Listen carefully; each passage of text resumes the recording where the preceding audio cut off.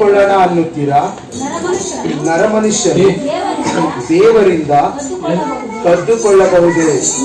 ನೀವು ನನ್ನಿಂದ ಕದ್ದುಕೊಳ್ಳುತ್ತೀರಿ. ನಿನ್ನಿಂದ ಏನು ಕದ್ದುಕೊಂಡಿದ್ದೇವೆ ಎಂದು ಹೇಳುತ್ತೀರೋ? ದಶಾಂಶ ನನಗೋಸ್ಕರ ಪ್ರತ್ಯೇಕಿಸಬೇಕಾದ ಪದಾರ್ಥ, ಅವುಗಳನ್ನೇ ನೀವು ಆದರೆ ಈ ಜನಾಂಗದವರೆಲ್ಲ ನನ್ನಿಂದ ಕದ್ದುಕೊಳ್ಳುವವರಾದ ಕಾರಣ ಶಾಪಗ್ರಸ್ತರಾಗಿದ್ದೀರಿ.